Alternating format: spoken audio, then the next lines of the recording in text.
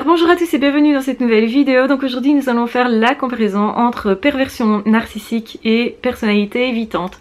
Donc certaines personnes se posent la question, mais est-ce que c'est la même chose au final? Alors les pervers narcissiques peuvent se faire passer pour personnalité évitante comme ayant justement des troubles sociaux, c'est-à-dire des phobies sociales. Donc en fait les pervers narcissiques peuvent aussi vous faire croire qu'ils sont dépressifs, ce qui n'est pas tout à fait faux, mais en fait ils ne sont pas en contact avec leurs émotions. Un vrai dépressif serait en contact avec ses émotions et serait plutôt triste que colérique. Donc en réalité les émotions ne sont pas vraiment les mêmes et en fait les émotions des pervers narcissiques c'est surtout de la colère, un désir de toute puissance, de revanche, etc. Mais pas vraiment de désespoir. Il y a peu de désespoir dans leur attitude, sauf quand la personne qui était sous emprise s'en va. À ce moment-là, il y a un désespoir, mais par rapport à soi, par rapport à leurs propres conditions.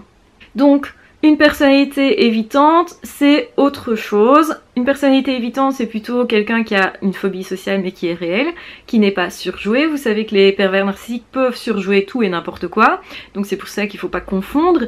La personnalité évitante va passer son temps justement à mettre en péril la relation. Donc c'est quelqu'un qui n'a pas confiance en elle. Donc quand je parle de personnalité évitante, c'est évidemment ça peut être un homme, ça peut être une femme, hein. Donc c'est présent dans tous les sexes. C'est une personne qui va se retrancher beaucoup, généralement une personne qui a souffert aussi dans le passé, qui n'a pas confiance en elle, qui a une certaine forme d'autocentrisme, donc de narcissique aussi. Donc c'est à dire que la personne est centrée sur elle-même, elle cherche pas spécialement à se mettre en avant, à briller, etc. Mais par contre elle a l'impression que tout le monde la regarde, que tout le monde s'occupe d'elle, que tout tourne autour d'elle, que toutes les conversations sont autour d'elle. Et ça c'est un point commun avec les narcissiques qui eux aussi vont se mettre au centre de l'attention, mais par contre les narcissiques souhaitent être le centre de l'attention. Donc ça c'est fondamentalement différent.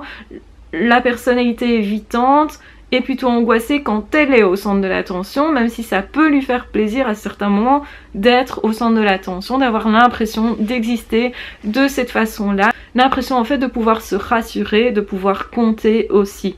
Donc en fait la personnalité évitante elle va plutôt cacher son vide intérieur parce qu'elle a conscience de ce vide intérieur, mais elle va pas projeter sur l'autre ses propres défauts. Généralement c'est une personne qui peut être toxique pour l'autre justement parce qu'elle va saboter la relation, que ce soit en amitié ou en amour, donc il y a aussi des problèmes relationnels. C'est pourquoi c'est difficile de fréquenter une personnalité évitante, parce que c'est une personne qui va se dérober constamment, qui par exemple lors des entretiens psychologiques ne va pas venir tout simplement. Donc pareil pour les rendez-vous, c'est une personne qui va manquer des rendez-vous parce que cette personne a peur de comment l'autre va percevoir cette personne-là, donc va la percevoir, donc c'est-à-dire que cette personne ne peut pas estimer que l'autre peut-être est en train de penser à complètement autre chose qu'à elle, que l'autre a peut-être pas envie de la juger. Ça c'est compliqué pour une personnalité évitante de comprendre ça. C'est quelqu'un qui souvent a été critiqué dans son passé, qui va du coup avoir peur d'être à nouveau au centre de la critique, du coup peur d'être au centre de l'attention, et qui va confondre justement le fait que l'autre s'intéresse vraiment de façon amoureuse à elle, avec le fait d'éventuellement que ça bascule vers une critique, vers quelque chose de plutôt agressif. Et c'est vrai qu'en amour on peut tous être blessés, et c'est vrai qu'en amour on ne sait jamais comment ça peut tourner, on n'a pas de garantie, et c'est tout à fait logique en fait. Aucune relation n'est garantie dès le départ.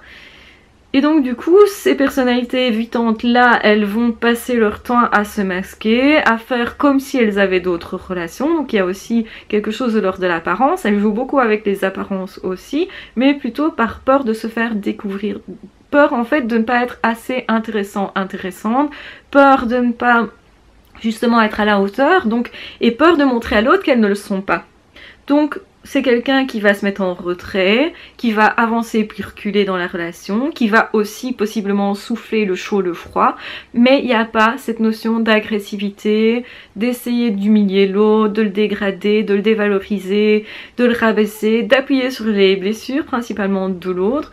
La personnalité évitante est très centrée sur elle-même, donc il y a une difficulté aussi à rentrer en contact. Donc en réalité l'intimité est difficile parce que en fait, la personnalité évitante est tellement centrée sur elle que elle ne sait pas se centrer sur l'autre, donc elle connaît pas vraiment l'autre en fait. C'est plutôt quelqu'un qui est dans l'ordre de Je suis dans un monde imaginaire, en train d'imaginer l'amour ou d'imaginer l'amitié sans vraiment la vivre vraiment parce que je regarde pas qui est la personne en face. Donc c'est une personne qui s'intéresse très peu à vous et donc ça peut être offensant et vous aurez l'impression d'être transparent. L'impression aussi de ne pas avoir tellement de pouvoir dans la relation puisque en fait cette personne elle vient puis elle vient pas. Et il n'y a pas vraiment de logique, enfin en fait il n'y a pas tellement une logique extérieure. Donc pour vous c'est assez déstabilisant. C'est pour ça que je dis, personnalité évitante peut être toxique et si vous n'êtes pas, vous, très stable, eh bien c'est compliqué de fréquenter une personnalité évitante. Pour les personnes qui ont été blessées, qui sont en reconstruction, qui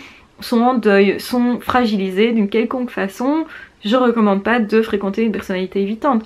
Parce que si vous investissez très fort la relation, vous allez être déçu.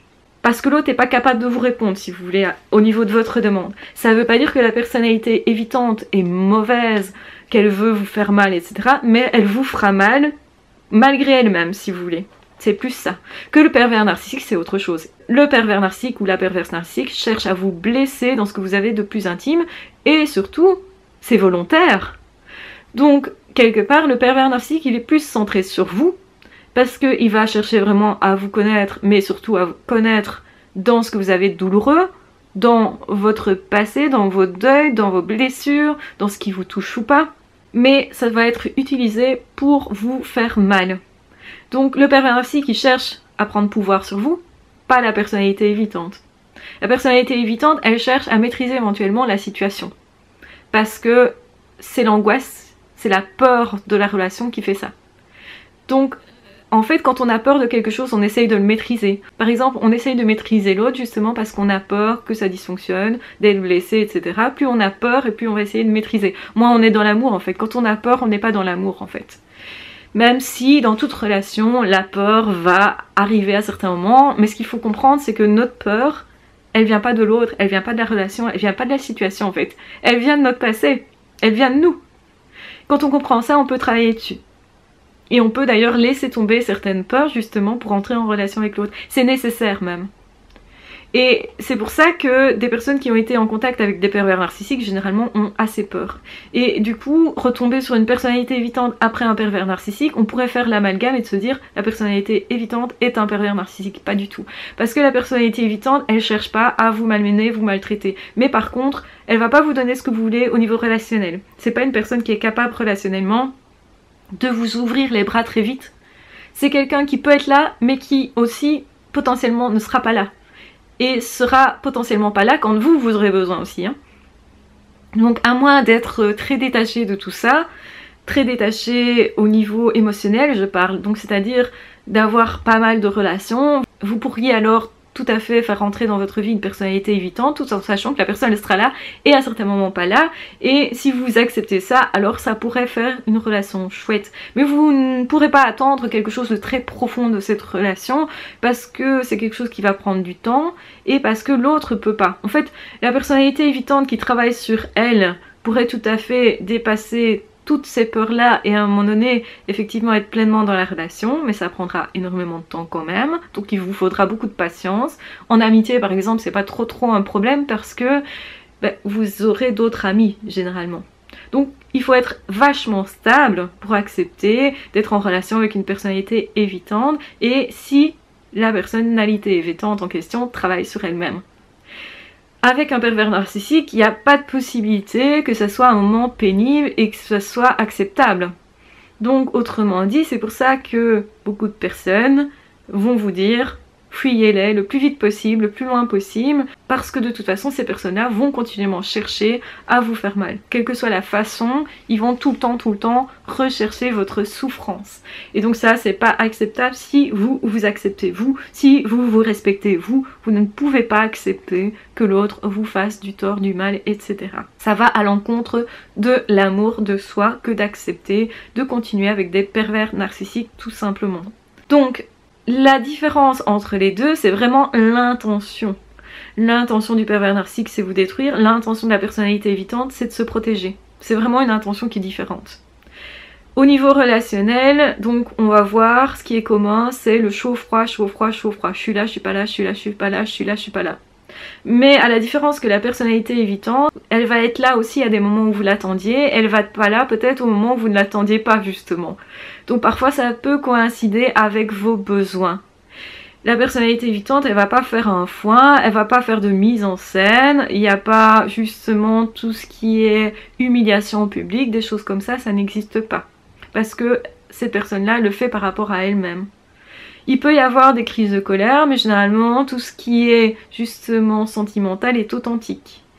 Le point commun aussi entre une personnalité évitante et un pervers narcissique, c'est le narcissisme, et c'est aussi le fait de ne pas être attaché à ses sentiments intérieurs. C'est-à-dire que la personnalité évitante connaît ses sentiments intérieurs, etc., mais essaye de les distancier, de se mettre à distance, parce que justement c'est douloureux, parce qu'ils ont honte de qui ils sont, parce qu'ils se sentent vides, donc pas assez remplis, et aussi parce que ils n'ont pas envie de faire rentrer l'autre dans son intimité.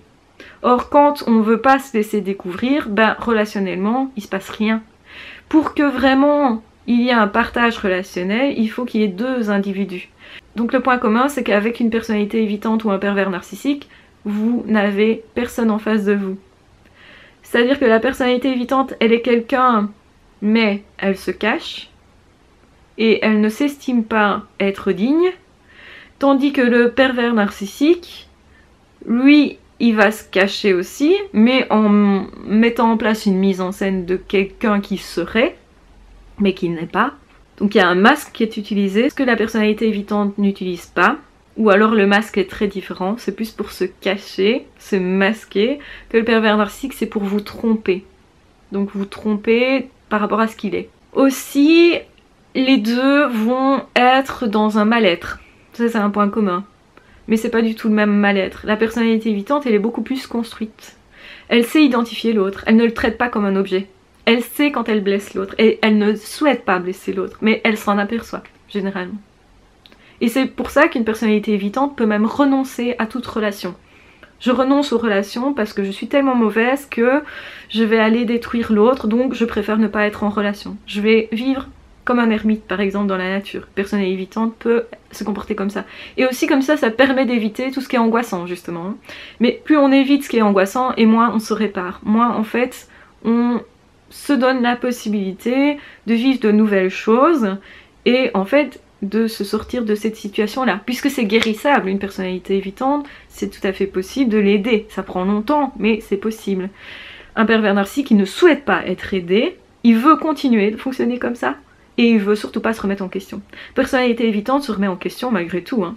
Pas du tout le pervers narcissique. Le pervers narcissique accuse l'autre continuellement, ce qu'une personnalité évitante ne fait pas.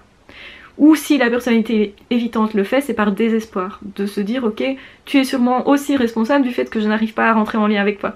Parce qu'en fait, j'ai pas envie de voir combien le gouffre est grand chez moi et combien je devrais travailler sur moi. Ça, c'est une façon de se défendre de l'angoisse relationnelle, évidemment. Que de se dire que l'autre a peut-être des responsabilités. L'autre a un tout petit peu de responsabilité, mais très peu. Puisque en fait le trouble vient de la personne. La personnalité évitante sait très bien que le problème est chez elle parce que le problème est dans plusieurs relations et donc la personne se dit ouais je suis pas capable là, je suis pas capable là, ce qui va en fait augmenter l'impression de ne pas être apte. Donc en fait c'est une personne qui ne s'aime pas. Et ça c'est un point commun entre les deux ne s'aiment pas. Les pervers narcissiques et les PE, donc les personnalités évitantes, ne sont pas des personnes qui s'aiment et ne sont pas malheureusement aptes relationnellement parce que ce sont des personnes qui peuvent maltraiter l'autre, donc elles peuvent être toxiques l'une et l'autre, donc là aussi c'est un point commun. Donc j'espère en tout cas que cette vidéo vous aura permis de bien faire la distinction entre les deux. Attention que les pervers narcissiques peuvent vous dire ah bah oui t'as raison, je suis une personnalité évitante, comme ça en fait ça trouble encore plus justement vos perceptions, c'est le but, donc là c'est pour vous créer une confusion. Bon, ils peuvent tout à fait se faire passer parce que ça ressemble, puisque quelque part il y a aussi chaud et froid, mais à la différence que vous allez vous dire ah c'est pas de la faute de l'autre en fait, et de vous dire aussi ah mais en fait le pervers narcissique finalement il est quand même gentil, tout ça. Donc en fait c'est ça qui va faire tomber aussi votre agressivité, l'envie de vous défendre, etc. Ce que recherchent les pervers narcissiques. Donc attention à ça, les pervers narcissiques peuvent se faire passer pour tout et n'importe quoi du moment qu'ils arrivent par cette façon à vous amadouer. Donc ils vont prendre l'explication que vous allez donner si vous pensez avoir reconnu ce trouble-là chez eux. Voilà, donc je vous embrasse bien fort, je vous aime très fort. Prenez bien soin de vous, prenez bien soin de vos relations. Soyez fiers de qui vous êtes. Ne passez pas votre temps à vous éviter vous. Essayez justement de ne pas vous réfugier non plus dans la peur. Parce que la peur n'arrange rien et c'est pas parce qu'on a peur qu'on n'arrivera pas à quelque chose. Ça c'est faux de le croire. Donc voilà, je vous embrasse bien fort, je vous aime très fort, prenez soin de vous. N'hésitez pas à commenter cette vidéo. Si vous pensez que ça peut être utile, vous pouvez aussi la partager. Vous pouvez aussi vous abonner à la chaîne et vous pouvez aussi rejoindre la chaîne pour avoir plus de vidéos et soutenir mon travail. Voilà, je vous embrasse bien fort, je vous aime très fort, prenez bien soin de vous et on se retrouve très vite dans d'autres vidéos ou dans d'autres podcasts. Ah, ciao, bye bye!